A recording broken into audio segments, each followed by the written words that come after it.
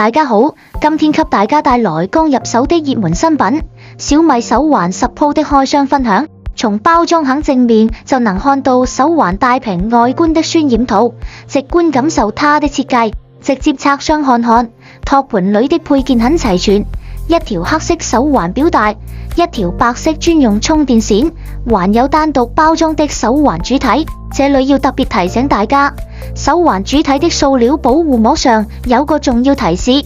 首次使用請連接充電線充電開機，所以拿到手後記得先接上這條印象 Made in China 的專用充電線激活開機啊。接着我們看看外盒背面標注的核心亮點，屏幕升級到 1.74 英寸 AMOLED 4等邊邊框，視覺效果更規整，機身做了7毫米的輕薄設計，還搭配了質感更好的鋁合金中框，支持獨立 GNSS 軌跡記錄，內置指南針功能，戶外出行更方便，50米防水，加上質感更乾脆的線性馬達，日常使用體驗更細膩。健康監測覆蓋了心率、血氧和睡眠監測這些常用功能，運動模式超過150種，還配有 3D 熱身放鬆指導，運動輔助更專業。另外還有超耐久長續航、多功能 NFC 和語音助手這些實用配置，從底部的詳細參數能看到。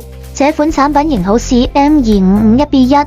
內置350mAh電池，額定輸入5伏1，防水等級5ATM， 用的是最新的藍牙5.4技術，還標上內置小愛同學語音助手的標誌。這批產品的生產日期是2026年3月。以上就是小米手環10 Pro 的完整開箱和規格細節啦。